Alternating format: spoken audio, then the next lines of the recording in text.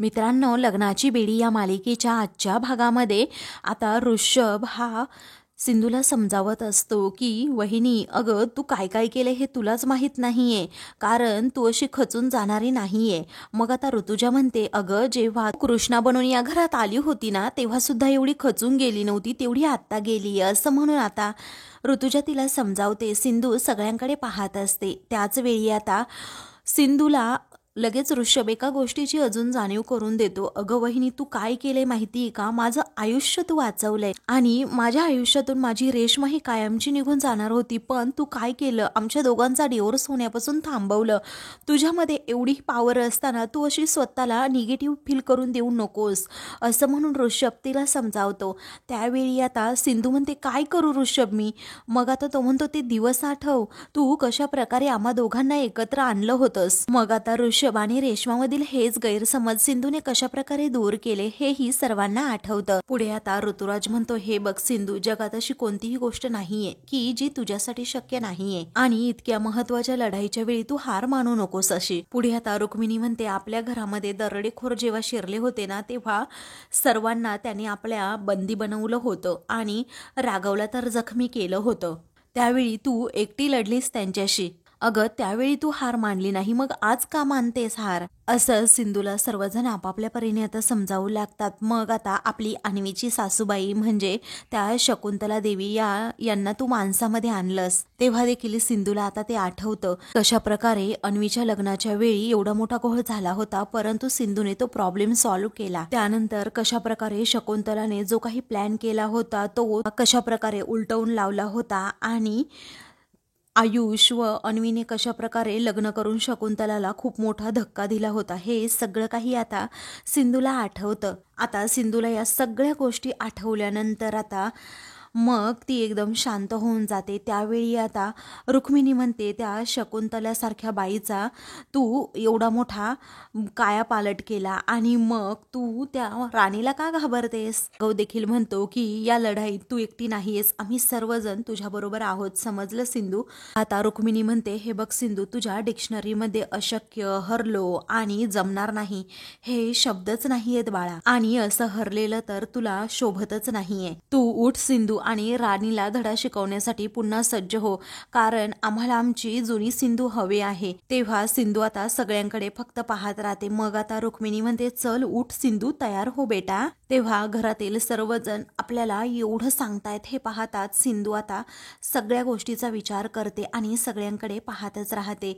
त्यावेळी आता सिंधू ही लगेच रुक्मिणीकडे जाते आणि तिला मिठी मारते आणि घरातील सर्वांचे आभार मानत म्हणते की थँक्यू सो मच, कारण तुमच्यामुळेच मला माझा आत्मविश्वास पुन्हा मिळाला आहे आणि तुम्ही सर्वांनी मिळून मला माझी स्वतःशी नव्याने ओळख करून दिली आहे.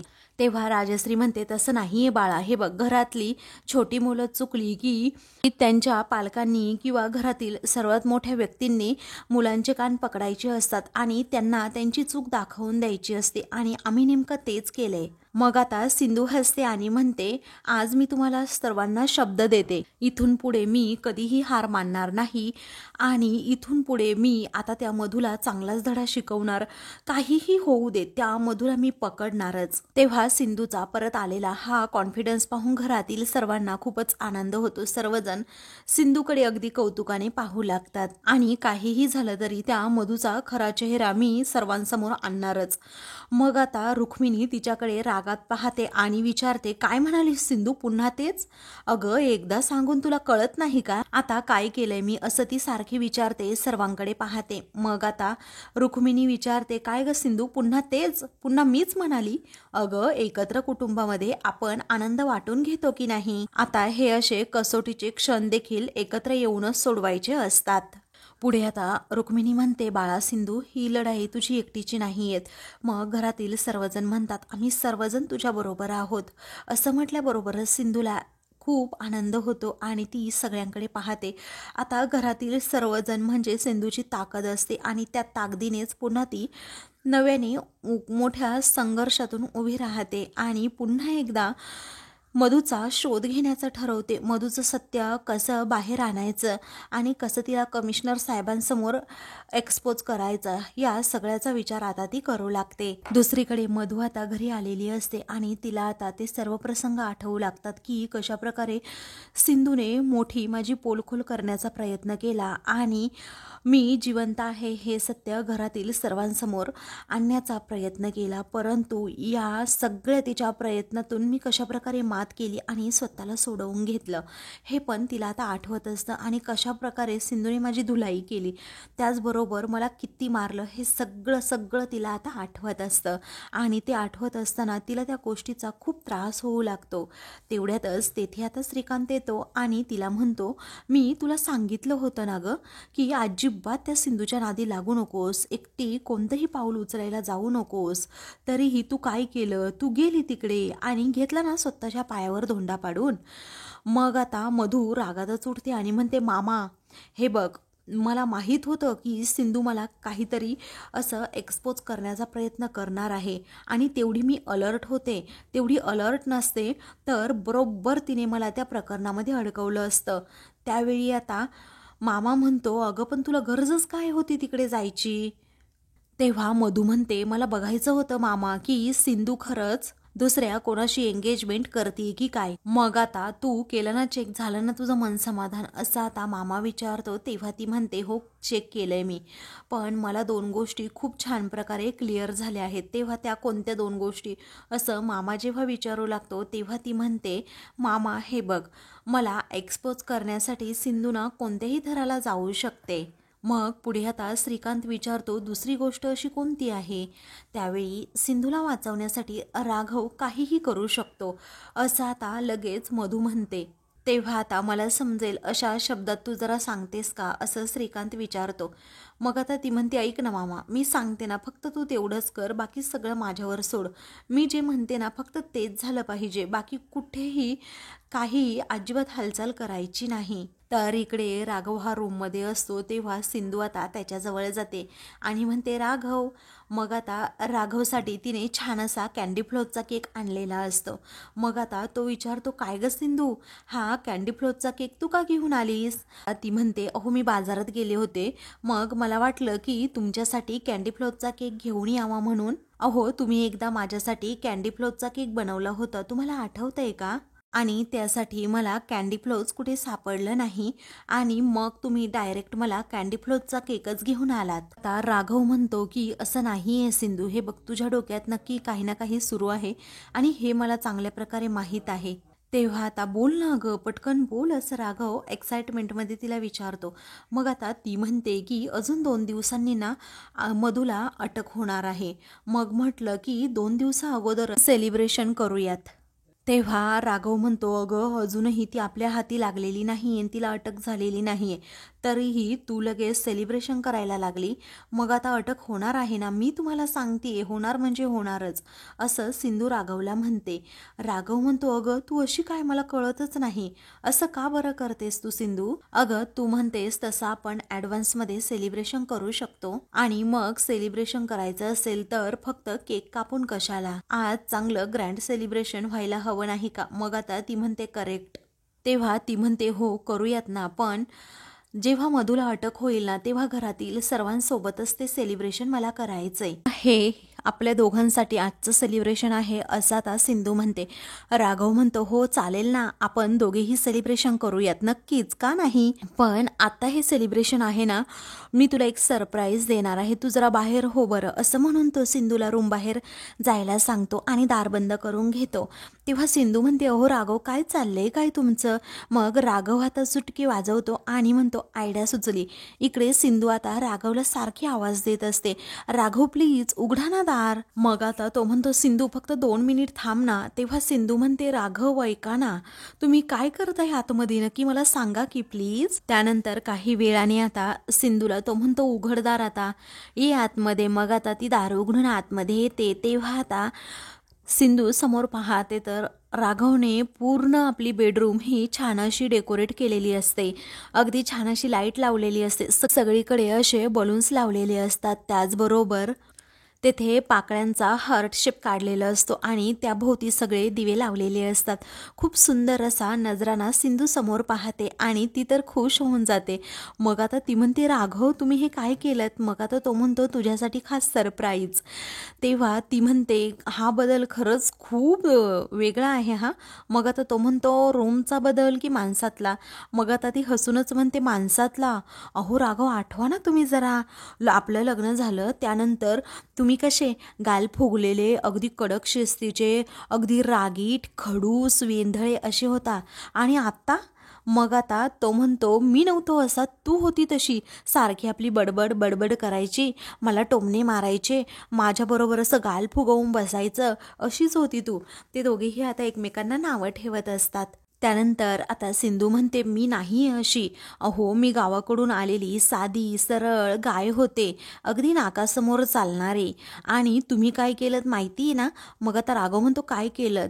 तेव्हा सिंधू म्हणते की इथे आल्यानंतर सांगू का, मला फक्त माझ्या आईने समजावून घेतलं आणि फक्त आईनेच मला सपोर्ट केला. तेव्हा राघव विचारतो, खरंच? म्हणजे फक्त आईनेच तुला सपोर्ट केला का? तेव्हा आता सिंधू म्हणते, हो अहो, तुम्ही तर सारखं मधू मधू मधू करत तिच्या पाठीमागे अगदी सारखा फिरायचात, मग मी काय करू? तेव्हा आता राघव म्हणतो, शिट, तू मूड घालवू नकोस ना माझा, कारण मी आता चांगल्या मूडमध्ये आहे, तिचं नाव नको घेऊ प्लीज तू. तेव्हा आता सिंधू म्हणते, एवढा त्रास होतोय का तुम्हाला? पण त्यावेळी तर सारखा मधू मधूचा जप असायचा, आणि जरा तुम्हाला काही झालं की तुमची मधू सारखी यायचीच विचारायला, काय झालं राघव, सगळं ठीक आहे ना? अशी मधूची नक्कल करून ती आता दाखवत असते. त्यावेळी राघव म्हणतं, स्टॉप इट, अजिबात काही बोलू नकोस आणि तिचा विषयसुद्धा काढू नकोस. सिंधू म्हणते, जेवढं खरं आहे ना तेवढंच मी बोलते, बरोबर ना? मग आता राघव म्हणतो, अगं त्यावेळीची गोष्ट खूप वेगळी होती आणि आत्ताची खूप वेगळी आहे, कारण त्यावेळी मधू काय विचार करते हे कुणालाच माहीत नव्हतं, पण आता सिच्युएशन पूर्णपणे वेगळी आहे.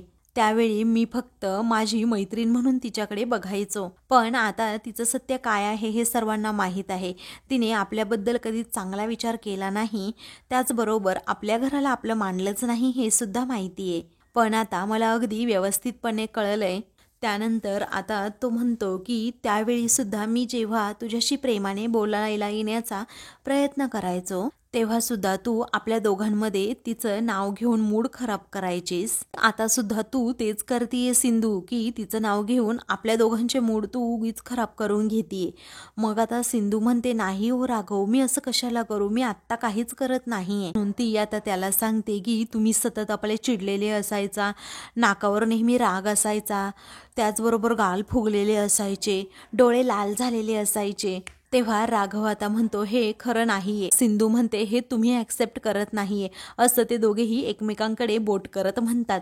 मग आता दोघेही एकमेकांच्या बोटाकडे पाहतात. त्यानंतर आता तो लगेच उशी घेतो आणि सिंधूला मारू लागतो, पण सिंधू तेवढ्याच चलाखीने ती उशी घेते आणि राघवला मारू लागते. तेव्हा दोघेही आता रूममध्ये पळू लागतात. त्याचवेळी आता राघव म्हणतो, प्लीज सिंधू नको ना पळू. ते दोघेही तिथे असणारे फुगे घेतात आणि त्या फुग्यांबरोबरच केव्हाचे खेळू लागतात. त्यानंतर ते दोघेही आता बेडवर येतात आणि तेथे आल्यानंतर एकमेकांना खूप मारू लागतात. त्यावेळी आता त्या उशांमधील सर्व कापूस असा पडत असतो आणि त्यांच्या अंगावर तो पडत असताना दोघेही एकदम शांत होऊन जातात आणि खूप हसतात व एकमेकांकडे पाहू लागतात. त्यानंतर आता राघव हा सिंधूला जवळ घेतो आणि जवळ घेतल्यानंतर तो तिच्याकडे पाहतच राहतो. तर सिंधू आता खूप गोड लाजत असते, ते पाहून आता राघव पटकन तिला आपल्या मिठीत घेतो. मग आता ते दोघेही खूप रोमॅन्टिक असे झालेले असतात. तर राघव सुद्धा रोमॅन्टिक होत सिंधू बरोबर रोमांस करू लागतो. दुसऱ्या दिवशी राघव आता सकाळी उठतो आणि शेजारी पाहतो तर सिंधू तेथे नसते, ती आता उठलेली सुद्धा असते. मग आता राघव सिंधूला आवाज देतो. आता आवाज देत असताना त्याला काहीच उत्तर येत नाही, त्यामुळे तो आता बाथरूमचं दार वाजवतो आणि विचारतो, सिंधू तू आतमध्ये आहेस का? मग आता तिथूनही तिचा आवाज येत नाही, काही उत्तर मिळत नाही, म्हणून तो जरा घाबरतो. करतो की सिंधू नक्की कुठे गेली असेल, त्याला आता प्रश्न पडतो, जरा घाबरल्यासारखं होतं. त्यानंतर आता तो बाहेर जातो आणि सर्व रूममध्ये चेक करत सिंधूला आवाज देत असतो की नक्की सिंधू कुठे आहे, त्याला माहीतच नसतं. तेव्हा राजश्री तेथे येते आणि विचारते, काय रे, काय झाले राघव? तेव्हा सिंधू कुठे दिसत नाही असं राघव विचारतो. मग आता राजश्री म्हणते, अरे ती मंदिरात गेली आहे तिकडे. त्यावेळी आता कधी गेली, का गेली असं आता राघव विचारतो. मग राजश्री म्हणते, अरे थोड्या वेळापूर्वीच गेली. का काही काम होतं का तिच्याकडे? तेव्हा त्याला आता धक्का बसतो. तो विचारतो, आई मला एक सांग, आज काही स्पेशल आहे का तुमचं असं? मग आता राजश्री म्हणते, नाही रे बाळा, काही स्पेशल नाही आहे, परंतु आपली सिंधू नेहमी जातेच ना मंदिरात, मग आज गेली, त्यात कुठे बिघडलं? तर माहिती आहे ना तिचा देवावर किती विश्वास आहे. तेव्हा राघव म्हणतो, हो ते तर आहेच, पण मग आता राजश्री म्हणते, पण वगैरे करू नको, आता पटकन तू आवरून घे, मी तुझ्यासाठी नाश्ता बनवतीये आणि चहा सुद्धा ठेवते. तेव्हा तो ठीक आहे असं म्हणतो. तर राजश्री आता तेथून जाते. तरीही राघवला आता थोडी भीती वाटू लागते. नक्की काहीतरी गडबड असेल असं त्याला वाटतं, कारण मधू तर बाहेर आहे आणि मधू सिंधूच्या जीवाशी काही खेळ तर करणार नाही ना. आता त्याच्या मनामध्ये शंकेची पाल चुकचुकत असते. तर आता त्याला खूप टेन्शन येतं, नक्की काय घडणार ही त्याला भीती वाटू लागते. तो आता एकदम विचार करू लागतो आणि घाबरल्यासारखंही त्याला जरा होतो, कारण सिंधू एकटीच घराबाहेर खूप दिवसानंतर पडलेली असल्यामुळे त्याच्या मनाची धाकधुकी वाढलेली असते. तर दुसरीकडे सिंधू आता मंदिराकडे येत असते.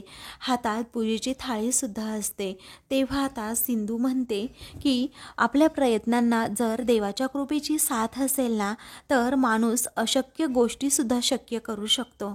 बाप्पा, राघववर लागलेले खोटे आरोप दूर करण्यासाठी मला जेवढं शक्य आहे ना, ते सगळं मी करते आणि त्या प्रयत्नांना तू फक्त यश दे बाप्पा. एकदा का माझे राघव या खोट्या आरोपातून सुटले ना, मग सगळं व्यवस्थित होईल. ती मधू लवकरात लवकर आम्हाला सापडू देत, कारण तिचं सत्य जगासमोर आणणं खूप महत्त्वाचं आहे आणि ते मी आणणारच असा सिंधू आता निश्चय करते. त्यानंतर सिंधू आता मनात विचार करते की बाप्पा, मी एवढं कुणाचं काय वाईट केलंय जेणेकरून मला तू एवढी मोठी शिक्षा देतोय, माझ्या घरच्यांना एवढी मोठी शिक्षा देतोय. मी तर सगळ्यांचं भलंच करते, तरीही तू माझी परीक्षा नेहमी का पाहतोस?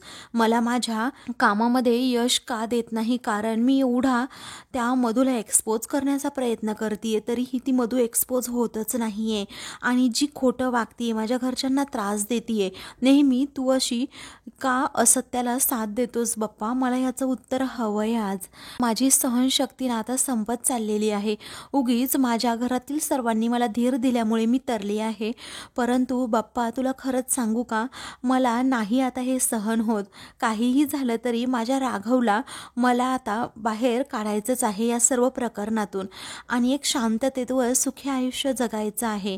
आणि बाप्पा, त्यासाठी मला फक्त आणि फक्त तुझी साथ हवी आहे आणि तुझी जर साथ असेल ना तरच हे शक्य होईल, अन्यथा नाही, असं आता सिंधू म्हणत चाललेली असते. आणि पुढे पुढे जात असताना बाप्पाचं नामस्मरण ती करत असते. पुढे गेल्यानंतर आता तिला समजतं की कोणीतरी गुंड माझा पाठलाग करतायत आणि तिला ही गोष्ट समजलेली असते की हे त्या भामट्या मधूचेच गुंड असतील आणि तिनेच मला त्रास देण्यासाठी हे सर्व कांड केलं असेल. का काल जेव्हा मी तिला एक्सपोज करण्याचा प्रयत्न केला ना, तेव्हाच तिने आता खूप मोठा माझ्याबरोबरच गेम केला आणि माझ्या डोळ्यात धूळ फेकली, त्याचबरोबर तेथून पळून गेली. माझ्यापेक्षा खूप चलाक आहे हे सिंधूला आता समजतं. मग आता सिंधू म्हणते, हे मधूचे गुंड असणार आहे, मला यांच्यापासून सावध राहायलाच हवं. कशी मात द्यावी हे सिंधू आता मनात ठरवत असते. सावध होऊनच पुढे पुढे मंदिराकडे चाललेली असते. आता सिंधूने जेव्हा मागे पाहताच ते गुंड लगेच गाडीच्या पाठीमागे लपण्याचा प्रयत्न करतात. त्यांच्या हातात एक खूप मोठी काठी सुद्धा असते. सिंधूला जरा घाबरल्यासारखं होतं, परंतु ती न घाबरता आता पुढे याचा सामना करण्याचं ठरवते. तर आता मित्रांनो, पुढील भागामध्ये हे जे गुंड असतात सिंधूवर हल्ला करण्याचा प्रयत्न करतात, सिंधू आता त्यांच्या हातातून तीच काठी घेते आणि त्यांना खूप बदडून काढते. गुंड खूप घाबरतात आणि तेथून पळून जाण्याचा प्रयत्न करतात. त्यानंतर दुसरे दोन गुंड समोरून येतात. गुंडांना देखील सिंधू आता खूप मारते. मग आता तेवढ्यातच तेथे आता मधू येते आणि सिंधूच्या हातात असणारी ती काठी जोरात पकडते आणि स्वतःजवळ खेचून घेते. आता मधूनेच हे कांड केलंय हे सिंधूला समजतं, त्यामुळे ती आता सनसनीत तिच्या कानाखाली मारणार. तेवढ्यातच आता सिंधूच्या डोक्यामध्ये तेथे उठतो आणि सिंधूच्या डोक्यात काठी टाकतो. त्यामुळे सिंधू बेशुद्ध होते आणि मधूच्या मिठीतच जाऊन पडते. तर मधूला आता खूपच आनंद होतो की नेहमी मी जिंकते आणि सिंधू नेहमी हरते. मित्रांनो, अशाच मालिकेंचे पुढील भाग पाहण्यासाठी चॅनलला सबस्क्राईब